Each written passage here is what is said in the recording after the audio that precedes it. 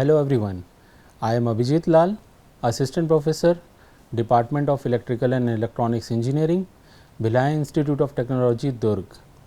Today we are going to study about the full wave rectifier. In this we will cover both the configuration, that is center tap type and the bridge type rectifier. So, the contents will be the introduction, then the circuit diagram of full wave rectifier, that is the center tap type, then equivalent circuit diagram of the center tap type full wave rectifier. Then we will discuss the waveform of output voltage and current for center tap type full wave rectifier.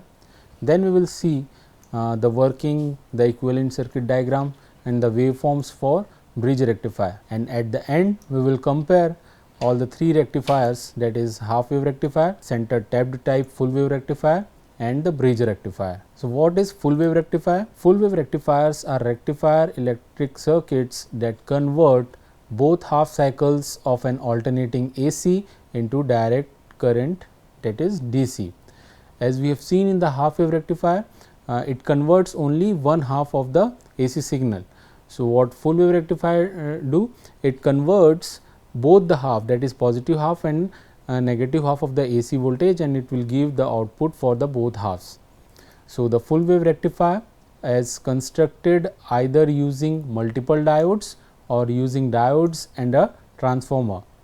The use of diodes ensures that current flows in one direction only and does not flow back. Now, the types of full wave rectifier.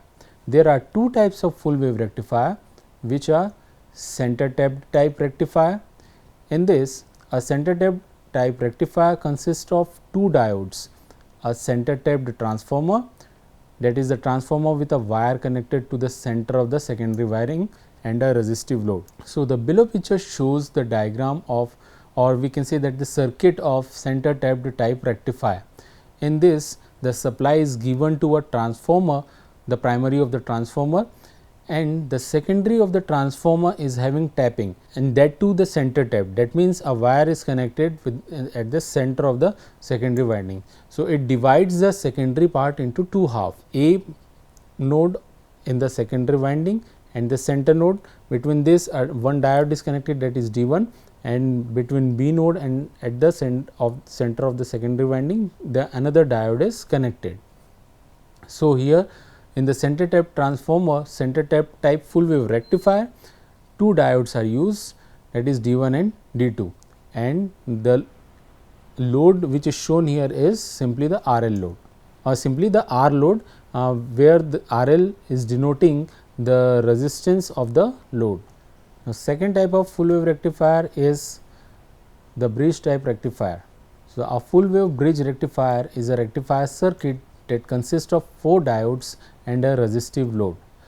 So, the below picture shows the circuit diagram for the bridge type rectifier.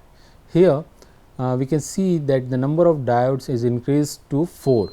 So, the 4 diode is arranged such that it forms a bridge, and that is why it is called as bridge rectifier. So, at a time, suppose for a positive half 2 diodes will work, and for the negative half another 2 diodes will work. So, we can say that the 2 diodes simultaneously work for one half and the remaining 2 diodes will work for the another half. Again, here the load used is a resistive load, for which the resistance is denoted by RL. The working of center tapped type full wave rectifier. Consider the positive half cycle of AC input voltage in which terminal A is positive and terminal B is negative. So, in the given figure we can see for the positive half the terminal A will be positive and the terminal B will be negative. So, in this case voltage occurring for the diode 1 will be forward biased and the voltage occurring for the diode D2 will be reverse biased. Therefore, the current will pass through the diode D1 only, and the diode D2 will act as a open circuit. Diode D1 will be forward biased and hence the current will be conducted through it, and the diode 2 will be reverse biased and hence it acts as open circuit and no current will flow through it. So, the diode D1 supplies the load current, that is IL is equal to ID1. So, to differentiate the current flowing through diode 1 or diode 2, we are denoting the load current for the positive half will be ID1, and when the negative half will come, the load current flowing through the diode 2 will be denoted by ID2. So, this current will flow on the upper half of secondary winding, while the lower half will carry no current, since diode D2 is reverse bias and acts as open circuit. In the next half cycle of AC voltage, polarity reverses and terminal A becomes negative and terminal B becomes positive. So, the given figure shows that this condition, when the polarity of A is negative and polarity of B is positive, the forward bias condition will be occurring for diode D2 and reverse bias condition will be occurring for diode D1. So, in this condition, for the negative half of the supply, diode D2 will conduct and D1 will act as open circuit. So, the diode D2 conducts being forward biased, while diode D1 does not conduct being reverse bias. Diode D2 supplies the load current, that is IL is denoted by ID2, and in this case lower half of the secondary winding carries current while the upper half does not. The load current flows in both half cycles of AC voltage and in the same direction through the load resistance. Hence, we get rectified output at load.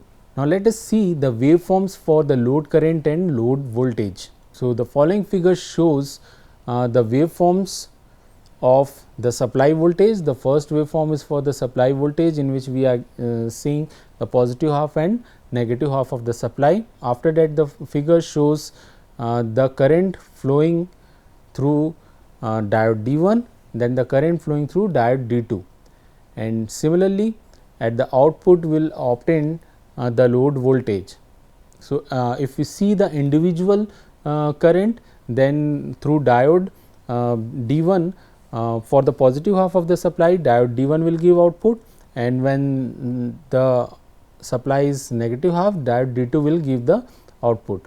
So, the addition of the load current will be ID1 plus ID2.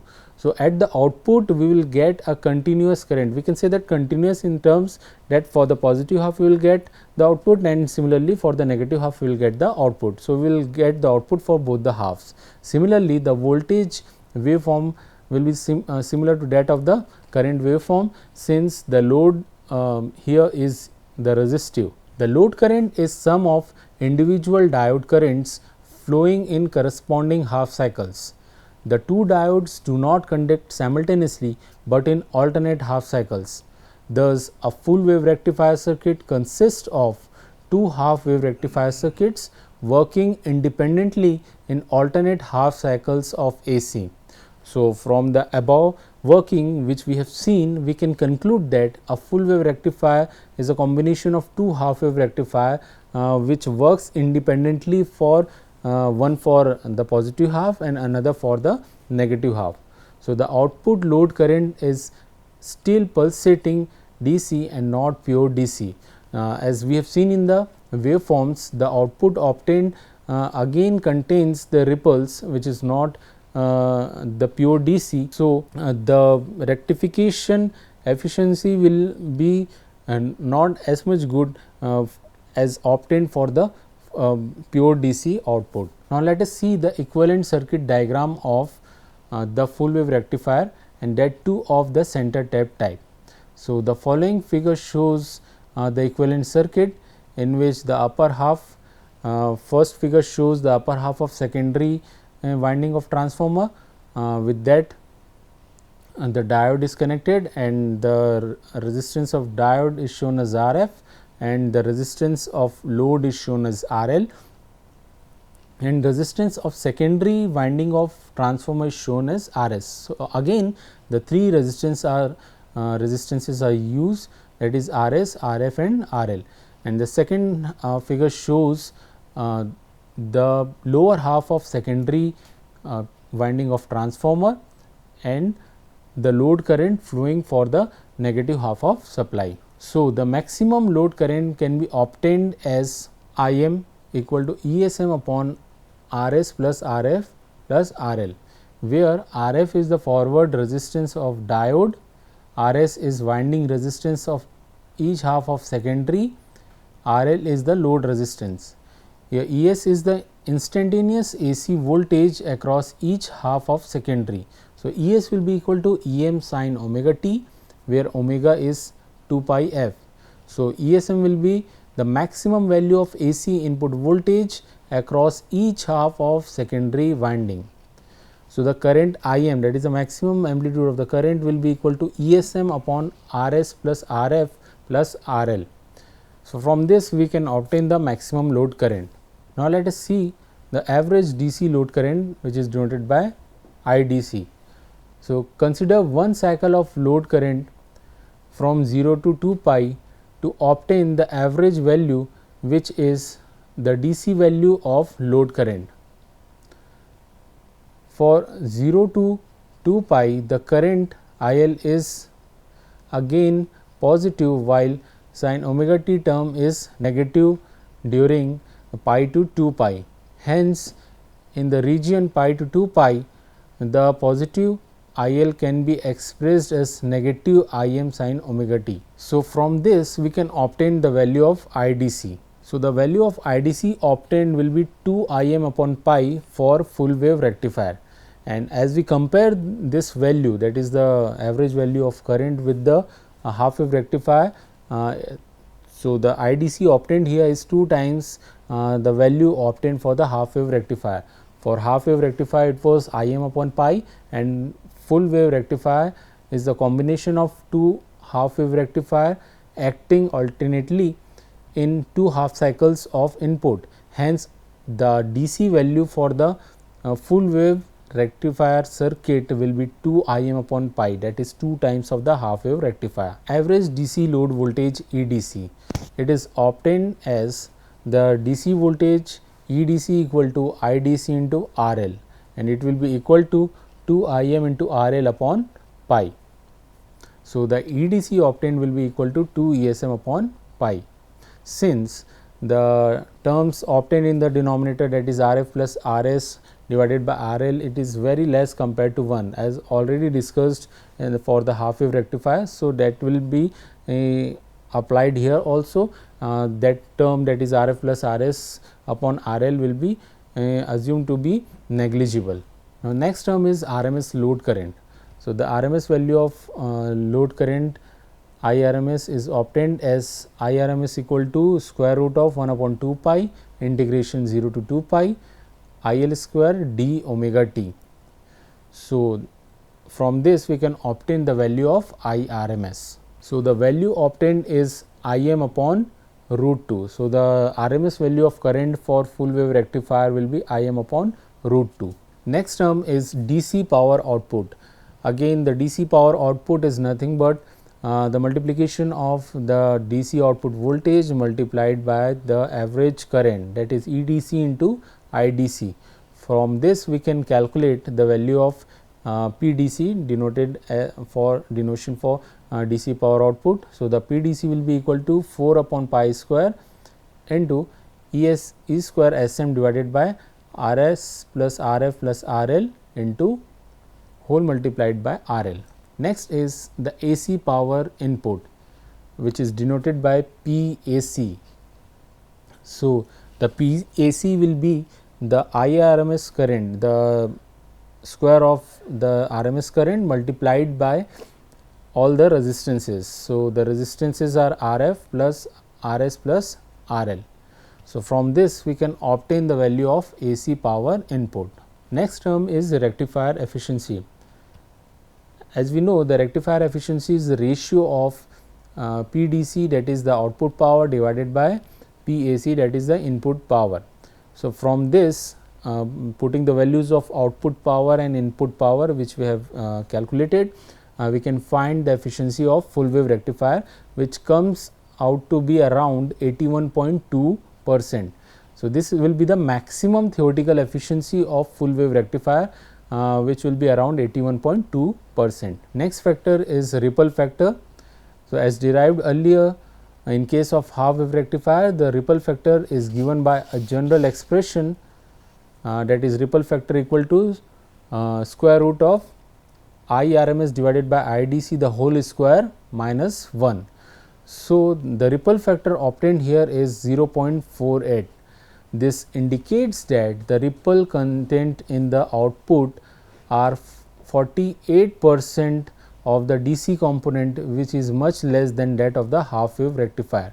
So, once again let us compare with the half wave rectifier. The ripple factor obtained was 121% of the DC component, which was very high. So, by using the full wave rectifier we can reduce the ripple factor. Here the ripple factor obtained is around 48%. So, the ripple content is around the 48% of the DC component, which is very less compared to that of the half wave rectifier. Next term is about the load current. So, the Fourier series for the load current is obtained by taking the sum of the series for the individual rectifier current. The two diodes conduct in alternate half cycles, that is, there is a phase difference of pi radians between two diode currents. The individual diode currents are flowing in opposite directions through the two halves of the secondary winding. So, the following expression shows the load current.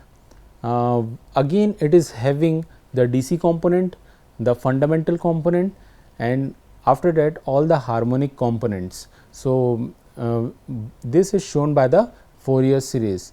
So, then the Fourier series for the load current will be equal to Im into 2 upon pi minus 4 upon 3 pi cos 2 omega t minus 4 upon 15 pi cos of 4 omega t and so on, etc. So, the first term represents the average or DC value, the remaining terms are the ripples. So, the lowest frequency of the ripple is 2f, that is twice the supply frequency of AC voltage. So, the net secondary current will be the difference of individual diode currents, that is ID1, net secondary current will be ID1 minus ID2. So, the Fourier series is obtained by the difference between the series of individual currents. Therefore, I secondary will be equal to Im sin omega t. Next term is peak inverse voltage. When the diode is reverse bias, then full transformer secondary voltage gets impressed across it. So, the drop across conducting diode is assumed 0. Thus, the peak value of the inverse voltage to which diode gets subjected is voltage across both the parts of secondary winding. So, here we have seen that when one half is conducting, another half is in a reverse bias condition, that means the negative voltage is appearing across that the remaining half of the secondary current. So, similar case will occur when the negative half occur. So, in full wave rectifier, the peak inverse voltage will be equal to 2 ESM, that is pi into EDC at IDC equal to 0, where ESM is the maximum value of AC voltage across half the transformer secondary. Next term is the transformer utilization factor. Now, here we have seen in the working that the both halves are divided for positive half and negative half. So, here the halves are utilized for both the part of AC voltage. Therefore, the transformer utilization factor obtained is 0.693, which is more than that of the half wave rectifier. So, we can say that in half wave rectifier the transformer is more utilized compared to the half wave rectifier. As we have seen in the half wave rectifier, the transformer was not fully utilized. So, that utilization is increased in full wave rectifier. Next is the voltage regulation. So, the secondary voltage should not change with respect to the load current. The voltage regulation is the factor which tells about the change in DC output voltage when the load changes from no load to full load. So, the voltage regulation will be the DC output voltage at no load minus the DC output voltage for full load divided by DC output voltage from full load. The load is 0, we will get a certain amount of voltage at the output, but when the load is full, that means the rated load is applied, the output voltage or the voltage obtained at the output will change. So, this change is obtained from the voltage regulation, which shows that the amount of change in the output from no load to full load. So, less the value of voltage regulation, better is the performance of rectifier circuit. So, if we want to say that the regulation of rectifier is very good, that means its value should be very less. Now, let us study about the bridge rectifier. So, it is essentially a full wave rectifier circuit using 4 diodes forming the 4 arms of an electrical bridge. So, the voltage is applied to one diagonal of the bridge through a transformer if necessary. The rectified DC voltage is taken from the another diagonal of the bridge. It is mainly used as power rectifier circuit for converting AC power to DC power. Now, the following circuit shows the construction of bridge rectifier. As we have seen earlier, the bridge rectifier consists of 4 diodes arranged in the form of a bridge from which it derives its name. So, at a time for a positive half 2 diodes will work, and for the negative half another 2 diodes will work. So, let us see the working of bridge rectifier. So, the bridge rectifier shown in the figure has 4 diodes, that is D1, D2, D3 and D4, and a load resistor RL. The 4 diodes are connected in a closed loop configuration to convert alternating current into direct current. So, the main benefit of this configuration is the absence of an expensive center tapped transformer, and hence the size and cost are significantly lesser. So, the input signal is applied across terminals A and B, and the output DC signal is obtained across the load resistor RL. So, here one point should be noted that the transformer used is a simple transformer, whereas in center tap type of transformers a special type of transformer is used where the tappings are taken out from the secondary.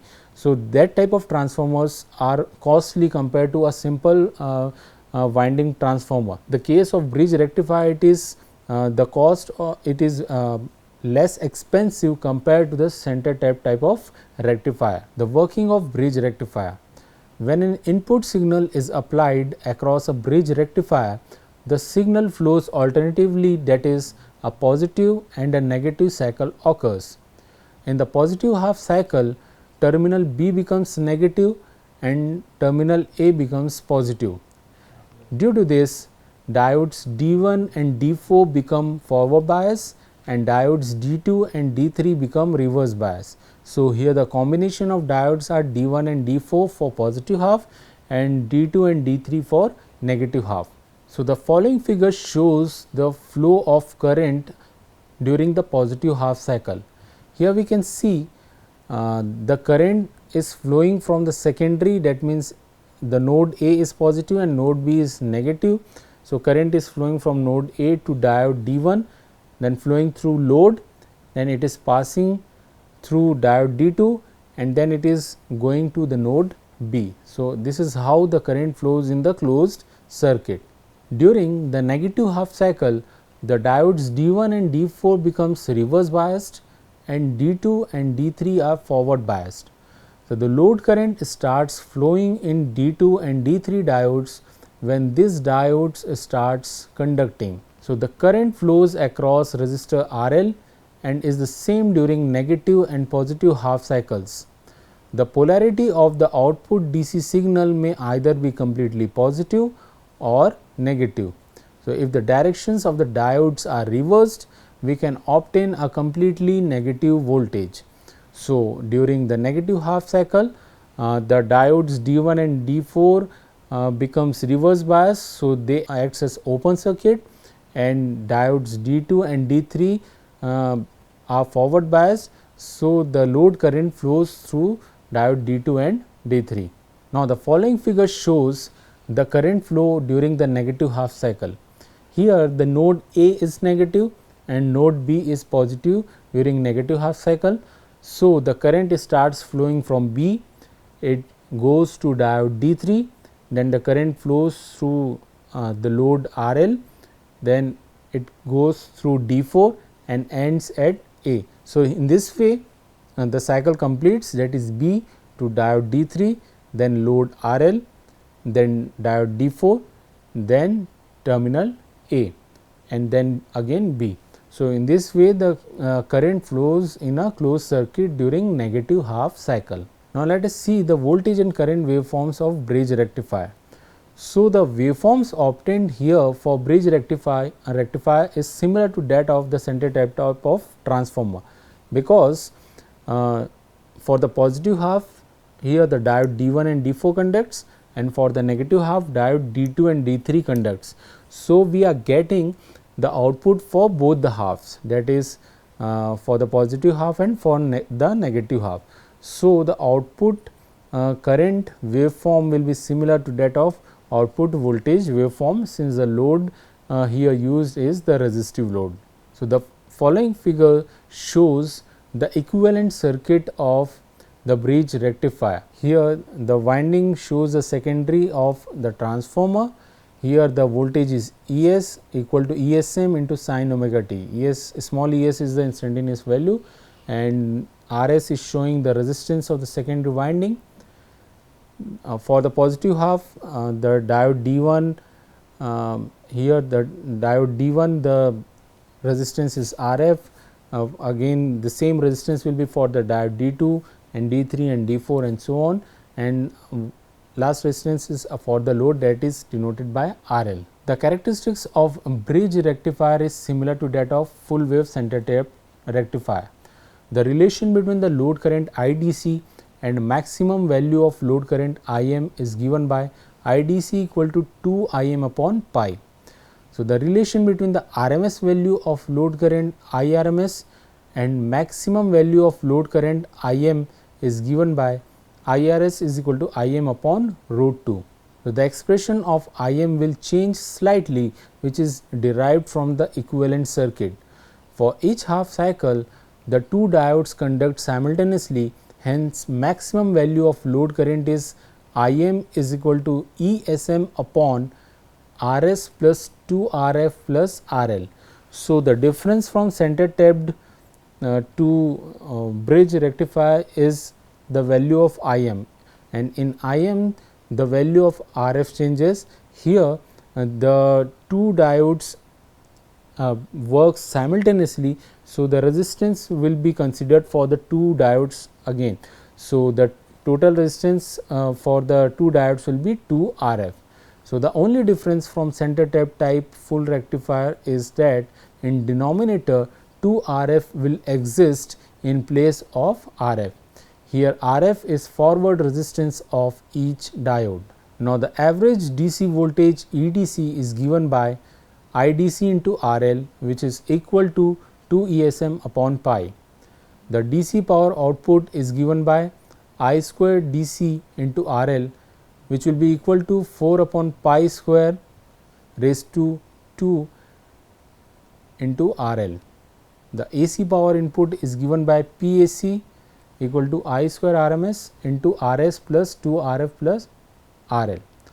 Now, the percentage efficiency for the bridge rectifier, again it will be calculated by the ratio of output power divided by input power, that is output DC power divided by input AC power, and it will be equal to 81.2%, and the ripple factor obtained here is 0.48.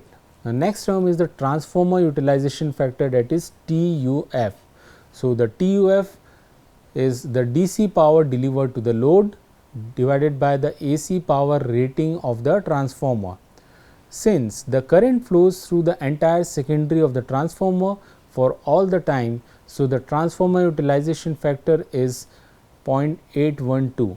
So, this value is more than the transformer utilization factor of full wave center tapped rectifier. Maximum transformer utilization is obtained with the bridge rectifier. Now, let us see the comparison of half wave rectifier, center tap type full wave rectifier and bridge rectifier. So, the first point shows the diagram for, or we can say that the circuit diagram for the three types of rectifier.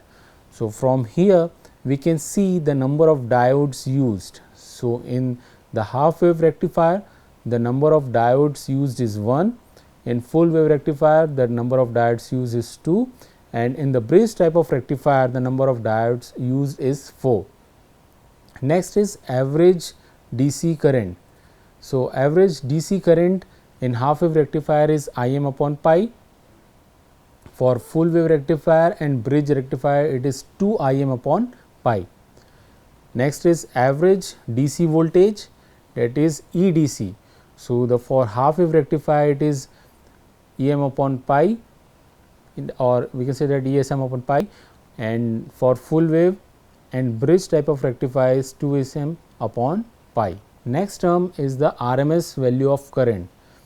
So, for half wave rectifier, it is Im upon 2, whereas for full wave rectifier, the RMS current obtained is Im upon root 2.